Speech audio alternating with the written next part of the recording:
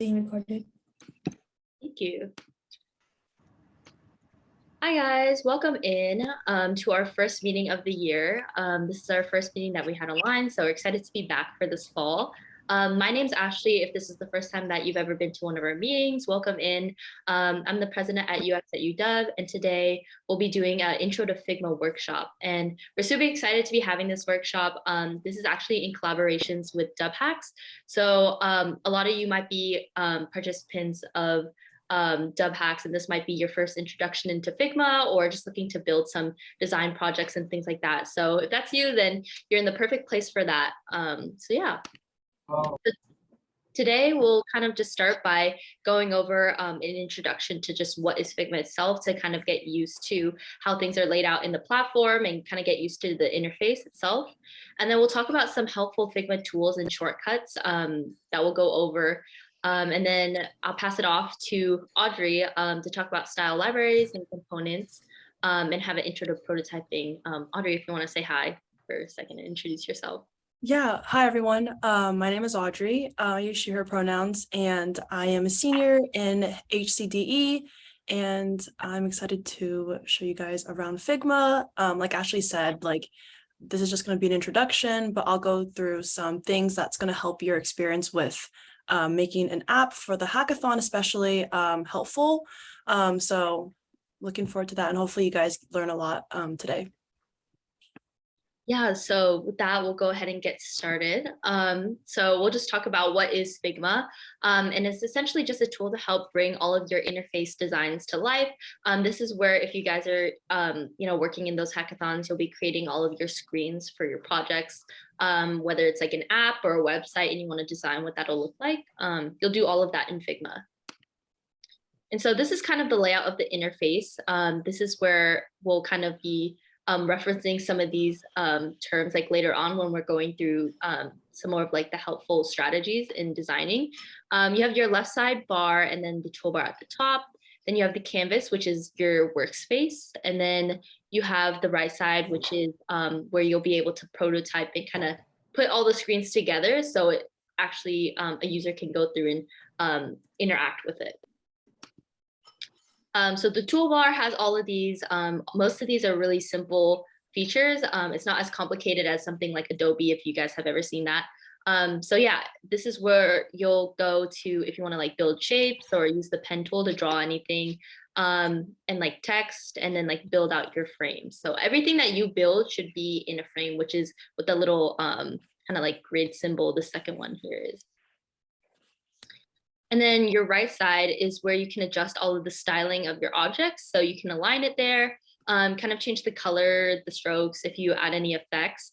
And Audrey will kind of talk about this later too. This is where you'll also prototype and connect all of your screens. And then, yeah, if you ever want to export like one of the things you've built in here, like just like as an image, then you'll also do that here by clicking the export button. So some helpful Figma tools that I happen to use a lot, especially when I was like doing hackathons back then, like you don't have a lot of time to kind of start from scratch and there are already a lot of existing templates out there. So these are some helpful resources that I have compiled that you guys can hopefully reference when you are building these projects. Just another thing to call out, like a helpful tool that I use is FigJam. And FigJam is actually like a feature within Figma where it's supposed to replicate like whiteboarding and like brainstorming in person. So it's really cool. It has like it's kind of close to like what the interface looks like before what we showed, but has a lot of other cool like tools where you can like, put on these post-it notes of all these different colors to kind of simulate if you're working in person. And then they also have like, different graphs and templates where you can use to kind of help think through some of your thoughts when you're starting to ideate through those stages. And it's also a good place to conduct affinity mapping, which is where you'll start bucketing some of those ideas that you have into different categories. And that's really helpful to just see visually like where you're at. And when you're like on a time constraint, it's really helpful to kind of get the ball rolling there. So I would definitely recommend using that. Another thing that I mentioned was using some templates or plugins. So honestly, if you look up just like in general, if there's ever something that you are looking for example, like if you're looking for like a search bar, or like you're looking for like graphs, you can type in like Figma graph template, and like it'll come up with different components that people have already built, and you can copy that into your own and kind of build off, use those for your own designs. And so these are some helpful resources that I compiled that I use. One of them is a lo-fi framing kit, and that one is helpful in when you're like in the beginning stages of kind of like you just want to draw ideas quickly, and you might not want to build out the whole thing. So that's really good to kind of help visualize some of those early ideas and concepts. Another one is the iPhone 3D mockups, which you can see on the side. That's an example of what that might look like. So you can throw your screens into one of those. So when you're presenting or pitching that to like a judge or an audience member, it just looks a lot cleaner and more professional. And the last one is like, I think honestly, one of the most helpful ones, it's an iOS toolkit. So if you're ever trying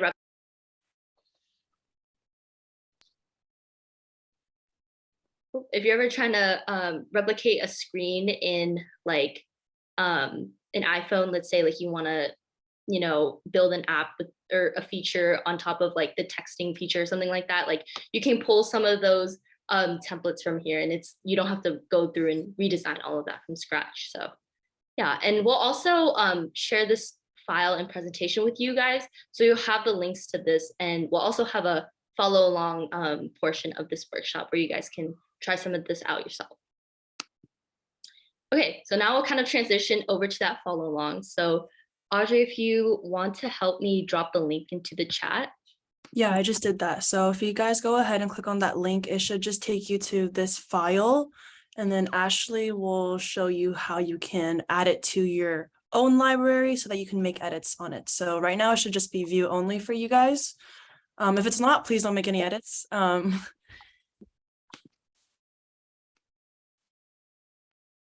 But yeah. And yeah, I will kind of go over to the other page so we can do this follow along together, and I'll still be sharing my screen, but you guys can pull it up on your own too, so we can both be. Yeah, so right now it should just be view only, but if you go to the top of the file, there should be where it says Intro to Figma workshop, and click the down arrow.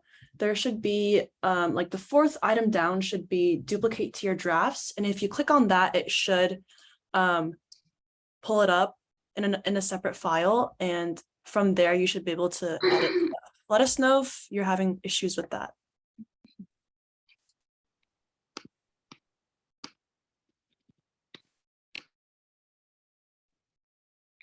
Okay. I think it's taking a little bit to load. Yeah. Yeah. Yeah, I think it's pulling up here in a second. Okay, perfect. So hopefully you guys can take this time to kind of get also situated and open up your own files so you guys can follow along. But yeah, if you guys have ever been to one of our meetings before last year, like some of these might look familiar to you. So I want to shout out a guest speaker that we had in the past. Her name was Dorothy Kim, who's a product designer that helped give this presentation last year. And she shared all these helpful tips and tricks. So shout out to Dorothy, because she helped provide some of these shortcuts that I'm about to go through in these slides. So we'll kind of walk through that same activity that is really helpful for you guys. Okay, perfect. So hopefully you guys have duplicated this file into your own library so you can edit this yourself. Otherwise, you might just be in like a view only. So to duplicate it, you can see at the top it says, Intro to Figma workshop. So you can press that and press duplicate, and that should put it into your own file. So I'll give you guys like another second to do that. Is anybody having issue duplicating the file?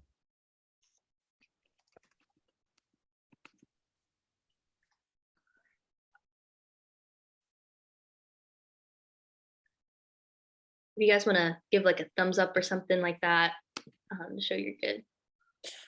Yeah, so the follow along page is going to be on if you take a look at the left side of Figma, yeah, so Ashley has it on her screen. So there's the presentation slides, and then the follow along is right below that.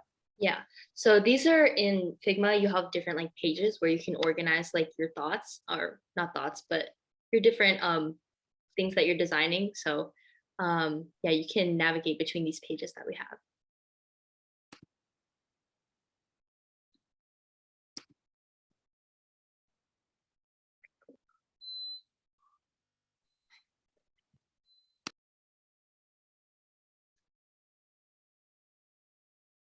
Okay, I see a lot of people on here. I want to make sure that, yeah, view only. Okay. And then did everyone, was everyone able to duplicate the file as well? That's how you're going to be able to make edits and kind of follow along with us. Okay, I see some thumbs up in the chat. That's good. Okay. We can go ahead and move on to the next step, but if you guys are having trouble, just go ahead and like throw it into the chat. So yeah, it should be in your drafts once it's duplicated. Okay. Well, we can go through some of these helpful tips and tricks just to help speed up the process when you guys are designing. So the first one is using a deep select. So honestly, when I found out this one, I think this like really changed the game for me, even though it's like so simple. But when you have a lot of layers that you're working with, like oftentimes you have like this text box you can see here. Like if you try clicking on it, like if you want to get to this one like part of the text, sometimes it's like a couple layers deep and you have to keep clicking. So one way to kind of work around that is to use command and then just hover over the object, or control, depending on if you're PC or Mac. But you should be able to select anything or any element that you hover over. Yeah, so that'll be really helpful when you are just trying to click into something and maybe you don't know where it is in like the hierarchy. So that's really helpful for quick edits.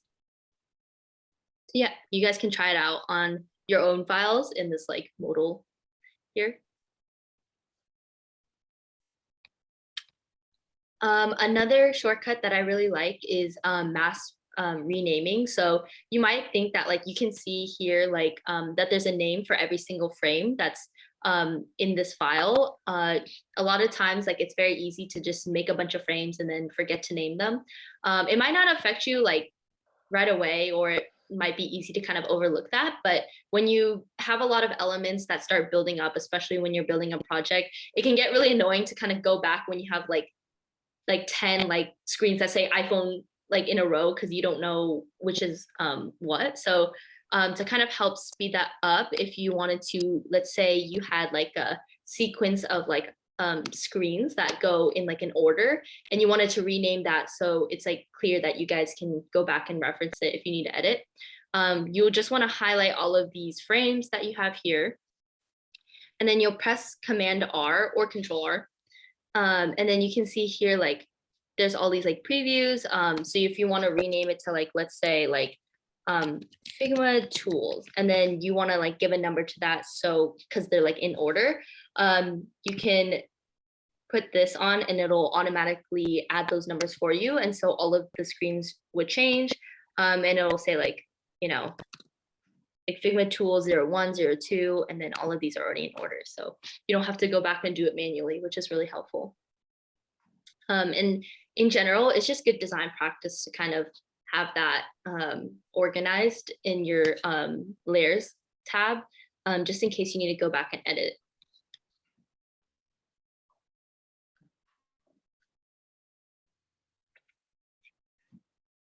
Okay, so another shortcut that we have is resizing.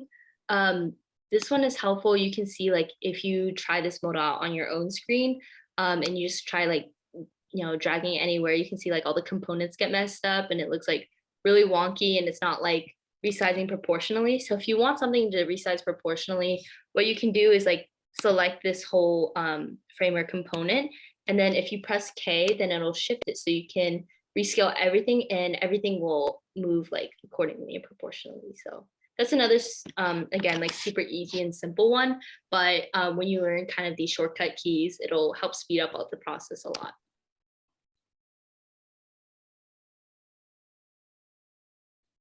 Yeah, for real, Anna, this is the best shortcut. It's very simple, but it goes a long way, especially when you're trying to resize things. So yeah, you guys can try that out on your own. And you guys have the slide now. So if you ever need to reference this when you're working on it later, you can always go back and kind of walk through these exercises again to kind of get familiar and memorize some of them. So the last shortcut that I have and that I'll introduce is something called the big nudge. So in general, something that I think that I struggled with a lot and like still am learning is like correct spacing between elements. But I think a really good rule of thumb in design is to make sure your spacing goes in either multiples of 4 or 8. So right now, if you try like, let's see, like clicking on this text where it says big nudge, you can use your arrow keys to go right or left and it'll shift it over by 1. But if you want to change that, so what you can do is like make it a shortcut. So when you click on it, like the arrow, it can move it over at least like 4 pixels or 8 pixels. So you don't have to sit there like clicking it like 8 times or dragging it around to guess. And the way to do that is by going back to your toolbar up here. You want to click the Figma logo, and then you want to go down until you hit preferences, and then click nudge amount. And there's something called a small nudge and a big nudge. So you can set your small nudge to like 1 or 4. Personally, I like to keep it at 1, but I have my big nudge at 8. So when you do want to use this, you'll just hold down the shift arrow and then use your keys to kind of move this along, and you can see it goes like a lot quicker to make it aligned. And that'll help you stay on track with that multiple of 8 rule when you are using spacing between these elements. And I wouldn't sleep on spacing either. That's something that I think will make a lot of your designs go from to like a more elevated state. So if you want to like stand out, like do pay attention to that, and just kind of be mindful that the spacing between your objects isn't random, or that it isn't like on top of each other, and that there's adequate spacing between them. So you can use the big nudge now that you guys know to kind of help with that. Yeah, so that's essentially all the shortcuts that we'll have. I'll pass it back to Audrey so she can talk about some other cool things that you guys can try to implement, and then she can walk you through the next activity. Awesome. Thanks, Ashley. Let me pull that up real quick. But before I do that, is everyone able to play around on their drafts? If not, feel free to just send me a message or just ask in the chat. Because it could be a little, I can see how it could be easy to get lost because we're kind of shifting around. But yeah. Feel free to just ask a question or DM anyone. Let's see. But if there are, and Ashley, could you help monitor the chat, and Anna, if any questions come in. But yeah, thanks Ashley for that introduction. So one thing that's going to be really helpful for your hackathon projects is going to be style libraries. And so they are you can kind of think of them as presets. And so, for example, if I have this color that I really like, and I want to keep using that color consistently without, having to copy and paste the hex code or having to copy and paste things every time, I can go ahead and make a color a certain style and name it. Like if I wanted a certain shade of red for the project, then I would just go ahead and create the style, and everyone who's on that Figma file will be able to use that color. And so that'll just make things a lot more efficient and consistent throughout your designs. And in addition, you can do that with different text styles as well. So if I want my paragraph to be a specific size across all screens of my app, I can go ahead and make a paragraph style. And I'll teach you guys how to do this in a little bit after I go through these slides. But having these styles is going to be really helpful when you're thinking about consistency and thinking about collaborating with different designers who are going to be working on the same Figma file. And similarly, you can do that with layout grids. Like Ashley said, spacing is important in design, and definitely something worth paying attention to if you have the time for that and if you remember to do that. But you can create layout grids as a style and add those to make sure that all your screens are having like the same padding, within like the sides and like the top and bottom of the screens that you create. So that's just something to keep in mind. Again, style libraries are like presets that are going to be helpful for your designs, especially as you make more than one screen for your application. And then components are also going to be something that's going to be really helpful when you guys think about making your apps. So why do we use components? Well, kind of similar to style libraries, it's going to be something that you can reuse throughout your project. And it's going to be really helpful because let's say you have a nav bar that you created, and this nav bar is going to be on many screens of your app, right? But then maybe like halfway through designing all your screens, you realize that, like we need to change this icon in the navigation bar, but then there's the issues. You have so many nav bars, on so many different screens that changing them would take, it would be a hassle to change them, going through each one and like change the icon, replace it. So components are going to be kind of like having like a master component, like a main component, and having instances of those so that if you change one, then you'll change it for all of them. So that's going to be really helpful, especially when you're editing upon your designs and maybe you think that maybe another color would be helpful, or the font size should be bigger, or, sizing things. So I'll get into that in a little bit. And there's more things that you can do with components, but we're just going to look at making a very simple button component, which is going to be, I think, pretty helpful, especially because, most apps have buttons, right? And yeah, you can go ahead and look more into components, do some research online, but I'll just show you some basic stuff in a little bit.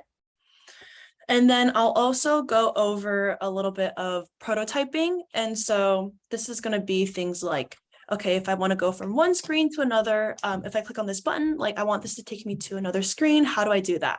So I'll kind of go over the basics for prototyping. Again, I'll do show you the bare bones of how that works. And then I'm sure that you guys, if you want to get fancy with it, add more details to it, there's a lot of things that you could look up regarding animations and things like that. But hopefully that wasn't too much. I'll go over some of these and we'll do a follow along session so that we can kind of, hopefully you guys can get more hands-on activity there. So I'm gonna go ahead and go to the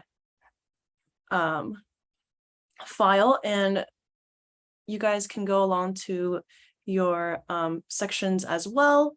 And if you go ahead and go down to the About Me app, there should be 4 screens at the bottom there. And if you are confused, you can go ahead and take a look at my screen to see where we're at.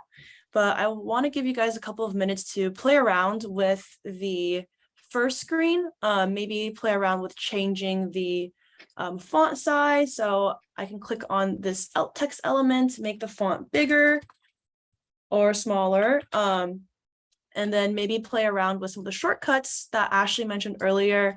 Another helpful shortcut that I found was to be, if you hold down Shift and select things, you can select multiple items. And then copying things, you can do Control-C, Control-V, or Command-V, whichever device you're on, or you could also hold down the Alt key. And if you hold down the Alt key, you can see there's 2 cursors that appear, and you can go ahead and drag while holding Alt, and that should copy and duplicate your things there. And if you hold down Shift too, you'll notice that it'll move in a straight line, which will be helpful. So Shift up and down, no Shift, it'll just go like this. And then if you release that, it's copied. So yeah, you guys can go ahead, play around with this screen here, maybe fill out some of your own facts. I'm gonna go ahead and do that as well, just so you guys can, if you're lost, maybe you can follow along and look at my screen, and then feel free to ask questions right now, unmute, or ask questions in the chat. We're here to help, and please don't be shy. If you have a question, someone else probably also has the same question. But yeah, I'm going to go ahead and just, let's see. Yeah, give you a couple minutes for that. I'll just talk aloud as I change this so that maybe if you don't know where to start, you can follow along. So I'm going to go ahead and click into these text boxes here. I'll change some text. Let's see.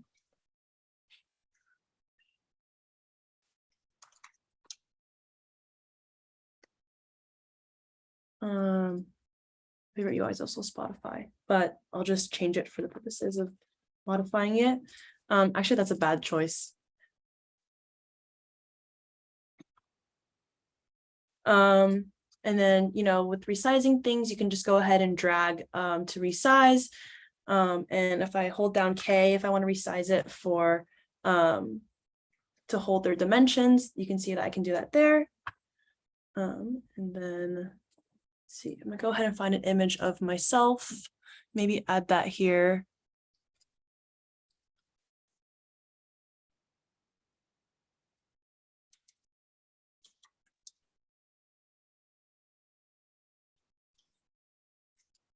Any questions so far, or is everything kind of making sense? Can you guys still see my screen, by the way? Yes. Also, I see a question in the chat that says, where can we find those icons? So to give you guys a helpful resource, what I do is I just looked online, but there are a couple different like websites that you can go to. I like to use Noun Project to find like free icons. So you can just look up anything you need and you can just download it from there. There's also, I think I took those ones. You can also look it up in Figma. So remember how I was like talking about those templates, you can look up, just icons, Figma, and they should have templates where you can actually put that in. And I think those are the best way to go because you can change the color and like the sizing and customize the icons itself. So I would recommend looking up a template for that in Figma. Yeah, and then also another thing that's going to be really helpful is plugins. So for example, if you guys can still see the screen, let me know because I can't. I have kind of multiple Figma windows open, but you can. The good thing about Figma is that a lot of people have created things, and so on top of finding like different, I guess, toolkits, you can also find one. So we're talking about icons, right? You can click on this thing for icons, and then I have this plugin saved, and if I run it, then it'll just pull up a little window within Figma, and then through here I can search for whatever icons I want. So let's say I want, I don't know, like a I don't know, do they have like a duck icon? Okay, maybe not, but like you can see that there's a lot of icons here that you can use. You can filter, maybe you want, let's say, like a refresh. Oh, and then you can directly drag and drop it into your project. So that's going to be helpful. Could save you some time there.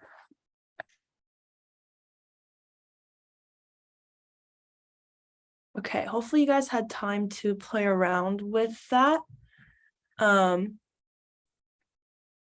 Okay, awesome. And then I want to show you guys a little bit of the style libraries I was talking about earlier. So using the deep select tool that Ashley mentioned earlier. So you're going to hold down Control or Command, and you can see that if I hover over this colored section, you can see that this little illustration is actually a combination of different ellipses. Yeah, so if I go ahead and hold down, I'm holding down Command right now. I'm going to click on this one ellipses, and you can see that I already created a style for this color, and it's going to be violet. So if I wanted to change this color, what I could do is actually, I'm going to get rid of this. Oops. Okay, never mind.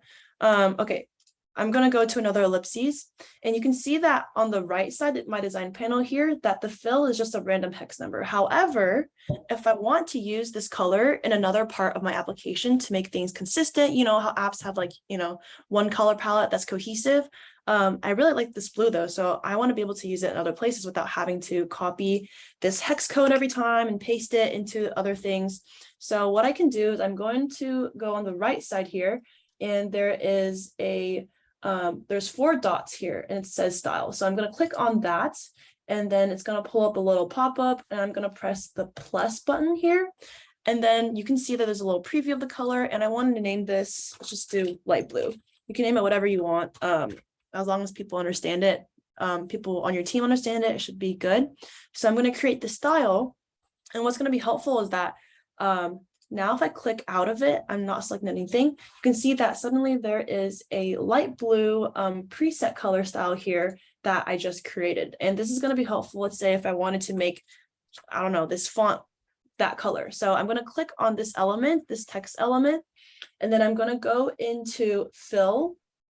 And then I'm going to go into the 4 dots again, and then I'm going to click on the light blue. And you can see that that matches that right there. And this is going to be helpful because let's say, oh, I actually want to change this color later down the road. What I can do is I can right click on this, and then I can go ahead and change it. And if I change it, I don't know what's not letting me change it. Let's see. Edit style. Oh, if I go ahead and change the color here, it'll change for all of the colors and elements that I use that style on.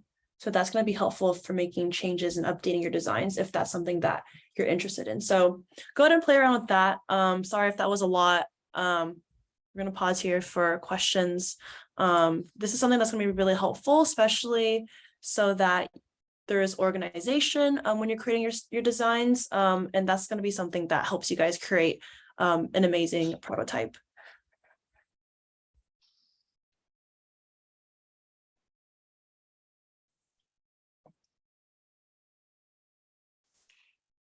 So yeah, go ahead and practice naming, some of the colors that you see in this visual here and making them into styles. I'm going to do one more. So this ellipses is orange. So I'm just going to go to these 4 dots again. I'm going to press the plus button.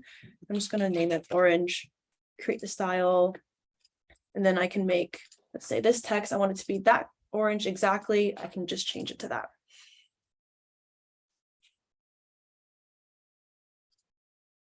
Okay, any questions? Oh, Emily, were you able to see that? If not, I can show it again. Okay. How do we place an image? Okay, I'll do that in a second. So let's see. I'm gonna get rid of this style. Okay, I'm gonna add another, I'm just gonna make like another text. So it's a text box. So let's say I want to have this text be, I don't know, like what's a cool color? Like a dark purple. Okay, I'm going to change that here on the right. I really like this color. So I'm going to go ahead and instead of having this hex value here, I can just go here to the 4 dots on the right here, and then click the plus sign. And if I do that, then a pop-up will come up and I can name this, say magenta. And then now if I want to make other things that same color, I can just click on the thing that I want to make that color and go ahead and go down to the right side, click on the style that it has and replace it with the style that I want it to be. And then for replacing an image, okay, so what you can do is, I'm going to find an image and then I'll show you guys. So, okay, it might be really big. Okay, that's me, sorry. But sorry if that scared you. But so right now the app has a photo of Ashley, who is beautiful. And I'm going to want to replace this with a photo of me because this is an app about me. So what I can do is, so if I click on this, you can see that on the left side that this photo is actually in a frame. And so you can see the icon here indicating that it's an image. And then this thing is actually called a mask. And it's a little bit more complicated, but definitely look into it if you have time. But basically it just crops the thing behind it and masks it so that it's a circle. So that's why the image is a circle. So if I want to replace it, what I can do is I'm going to right click on the image of me. And then, oh, also you can crop images if you go ahead and go up here. I'm just going to crop this. And hopefully you guys are learning something new here. If not, sorry. So I just cropped this image with the toolbar up here. And then I'm going to go ahead and right click and I'm going to copy. And then I'm going to deep select. So I'm going to use command, hold down command and click into this photo. And you can see on the left here that that's reflected that I successfully selected the photo. And then once I do that, I can right click again. And then there's actually a handy feature called paste to replace, which is going to replace that. And then once, okay, it's pasted, but it's a little funky. So we can just move that around. And yeah, but be careful you can also move other layers around too, because this isn't a frame. So just be cautious of what you're selecting in Figma. I mean, you can see that on the left side here. Okay, hopefully that answers your question, Hannah. I'm going to go ahead and move on to components. So components is actually amazing. I think that they're like one of the coolest features in Figma. So if you see on the third screen, there is a frame that I created. I just named it button. And then, so how am I going to make this to a component? So just follow along, just trust me. So go ahead and select the button and then go up to the toolbar and click on the rhombus that has a bunch of rhombuses in it. And once you do that, it should outline it in purple. And you can see that on the left side, we see that this particular element is now purple with the component icon in front of it. And so now this is actually going to be your main component. So if I were to copy this component, I'm going to do Command C, Command V, just drag it down right here. You can see that this layer is now the one that I just copied is going to be an open diamond. And this is just an instance of this one. So remember when I said if you make changes to one of them, you can make changes to all of them. So how that can happen here is, let's say I wanted to change the color of this button, but let's say this is my app, right? So I'm going to have, I use this button so many times, you know, it's on 3 different screens now. But then now, oh shoot, I actually really don't like the color of this button. So what can I do? So I'm going to go back to my main component, which is the first one that I turned into a component.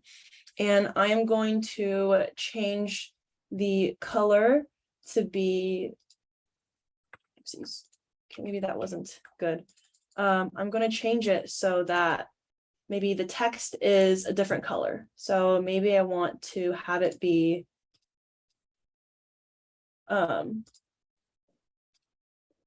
have the color be black. I don't know why I would want it to be black because it doesn't show up well, but you can see that those changes are reflected across all the components. So this is going to be really helpful when you have a lot of repeated elements to make those changes all at once. It's just going to save you a lot of time.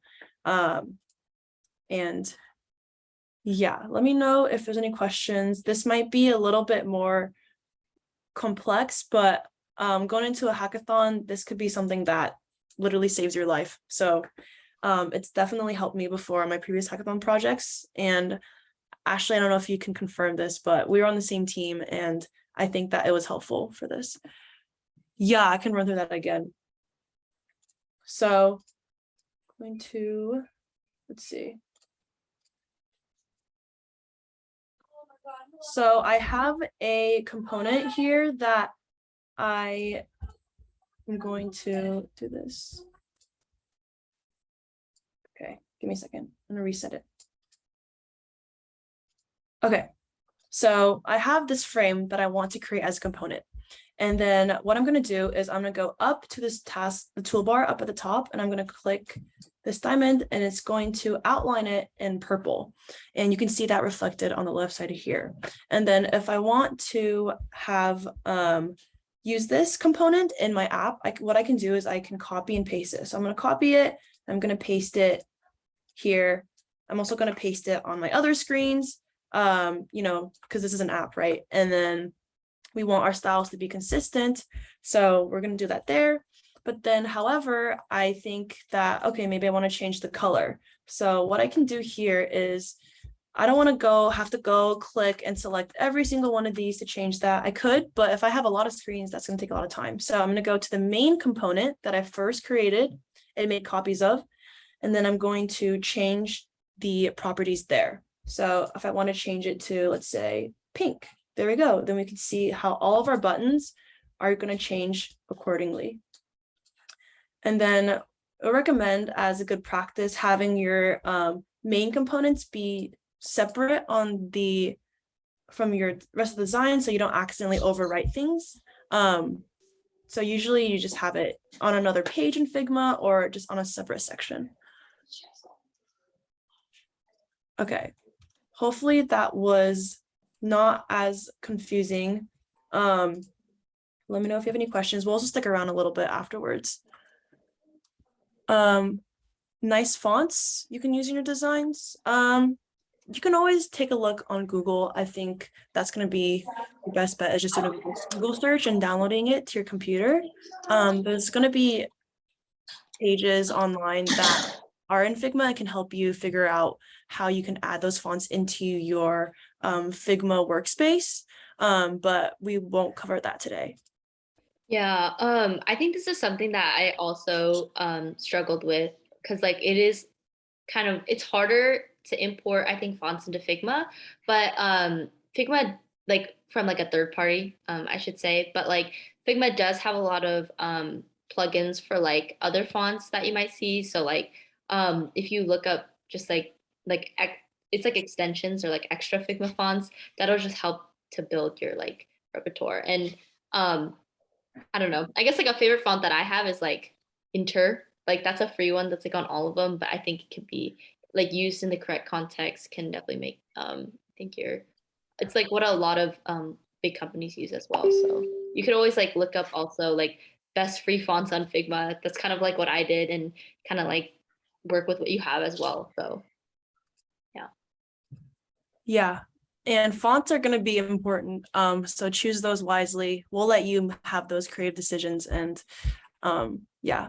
And then to answer your question in the chat, change the font color. So make sure that you're selecting the thing that you want to change, because you can see current styles if you're not selecting anything. But once you select on something, you're going to go use the design panel, go down, and then you can see that, oh, like the fill here is 00000. And then you can change that with this little I guess gradient here. There's also a slider where you can change colors there, or if you have a hex code that you like, let's just do a random one. Like I wonder what this is. It's like a gray. You can copy that from the internet if you have a color palette that you liked from a web search. But yeah, that's how you change the color there. Okay, I'm gonna move on and talk a little bit about prototyping. So prototyping, like I said, is going to be how you go from one page to the next. So that's, for example, if I click on a button and I want that button to then take me to another page, I'm going to prototype that button to do that. And so how I can do that is I'm going to go ahead and click on the element that I want to be prototyped. So I'm going to go ahead and do this button on this first page here. And then I'm going to use the right side panel. There's a prototype tab at the top here. Click on that. And you can either add the plus sign here with interactions, although I find this to be a little bit confusing.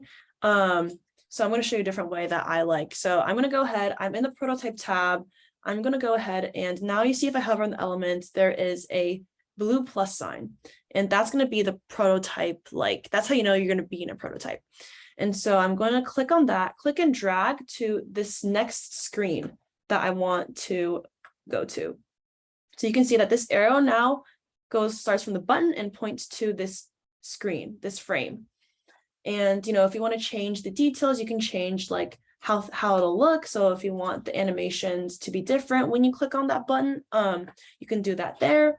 There's other things, like if you want things to do that while hovering or while you're pressing a specific key, you could do a lot of fancy things there.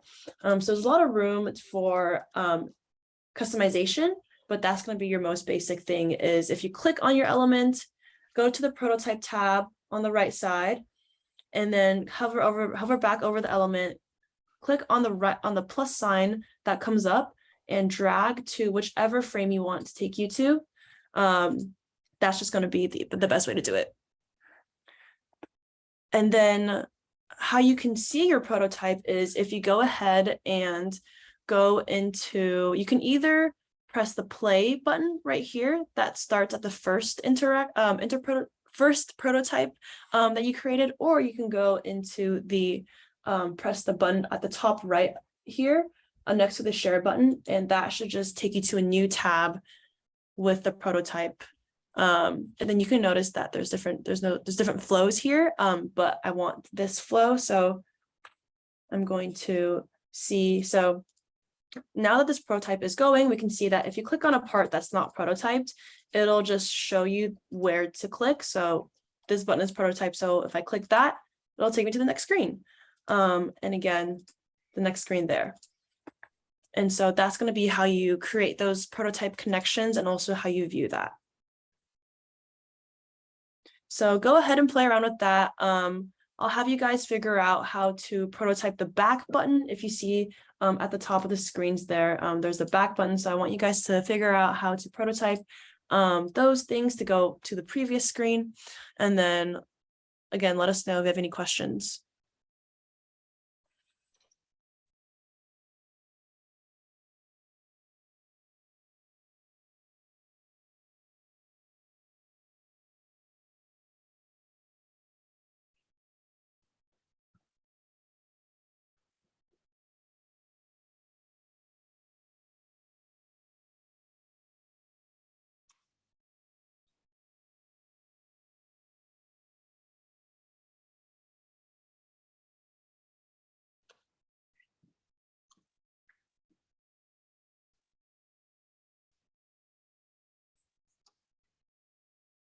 Oh.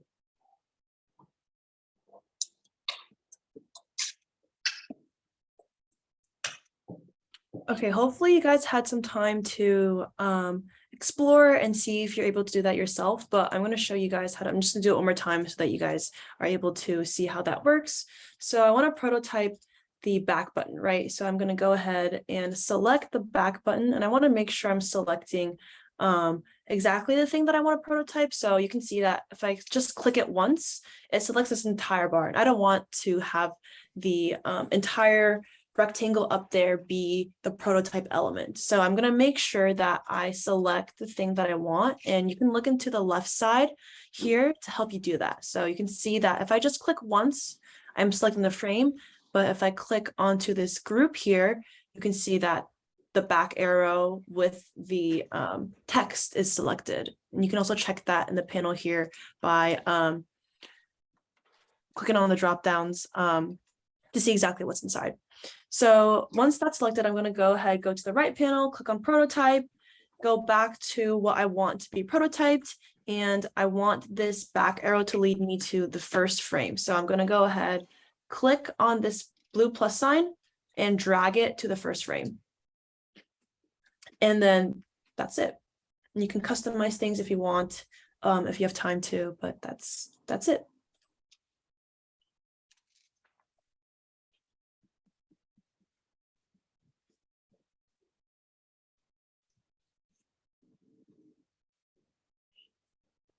Yeah, so you can let us know if you guys have any questions about this or even like Figma in general or like hackathons. But yeah, like Audrey was saying, when we were working on a team, definitely the components was a game changer. It was really nice not having to go back to like, 15 different screens just to update like a color on a button that was like the same. So that's really helpful. It's also really helpful when you're building like, yeah, like a home bar or like a menu bar at the bottom. So you can just update that and you don't have to worry about it. So definitely a helpful trick that I would try implementing.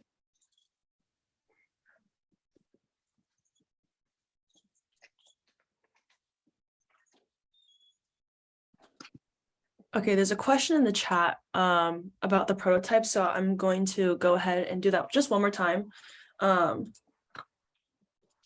So let me just do that quickly.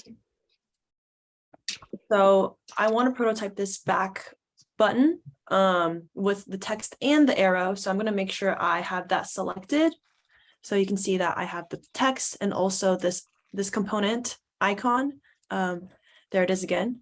Components are going to be your best friend. But anyways, so I have it selected and I'm going to make sure that I go to the prototype tab on the right panel here. So you can see that I'm currently in the design tab, and that's going to be, you know, where all your design stuff is going to live. So I'm going to go to the prototype, and then I'm going to go back and hover over the element that I want to prototype, and that's going to be this back button.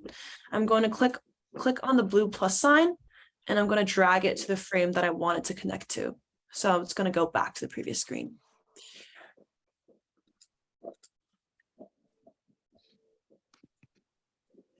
And yeah, any more questions?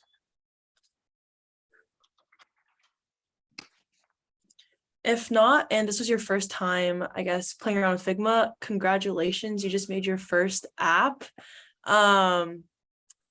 Yeah, hopefully you guys will rock it at the hackathon. I believe in you all. Yeah, blow them away with those designs. And let them know UX at UW sent you. Yes, for real. There's one last question that says, so by clicking the diamond at the top, you're making an object a component. Yes. So let's say, I don't know, like I want to make this circle like a component. So I'm just going to make that there. It's just an ellipse.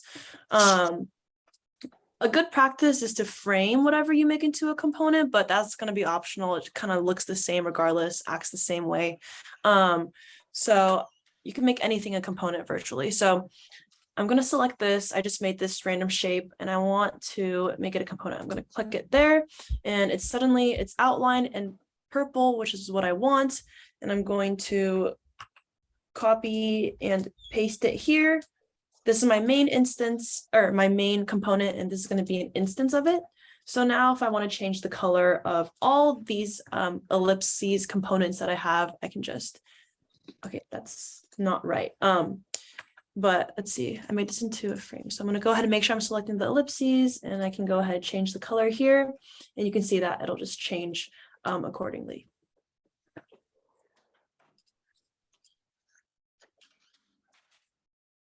But yeah, thanks everyone for being here. We'll stick around even if you have any more questions, probably like 5-10 minutes. So if there's anything specifically you want to ask us, feel free. I don't know about attendance form. There might be, but we're kind of hosting this in collaboration with DubHacks, but none of us are on the DubHacks team. So that's a question for their team. Yeah, so there's a question that's like asking if when you're presenting, you present this. So it's kind of like free form in hackathons to show like what you're showcasing, but I think the purpose of making things like this in Figma, like UI designs, is to showcase like you might have like some code to back up some programs, but this is your front end design. So when the judges are trying to visualize what your idea is, this is how you're going to be pitching that idea to them. So this is kind of what that final form is going to look like. Like you could put it on a slideshow when you're talking about like one of your ideas and like pitching kind of the context behind that. And you'll kind of walk them through your process, I'm sure. But when you are presenting, you can kind of put it into that presentation mode, like Audrey was saying, and then give them a demonstration as a presentation. And yeah, you can make an account using your UW email. But honestly, it doesn't really matter. Like I don't think the student email does anything, so you could use any email you want.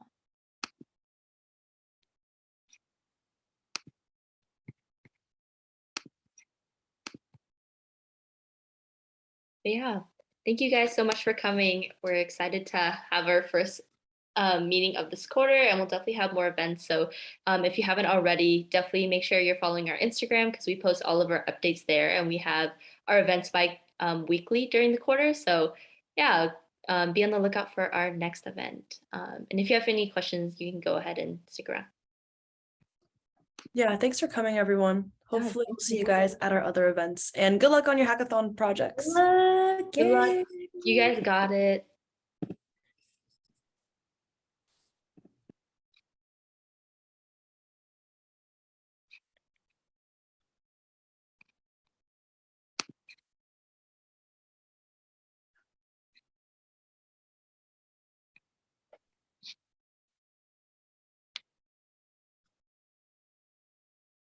Okay, I just removed Guys. him. Okay. Okay. Oh, you can stop recording, by the way, Anna.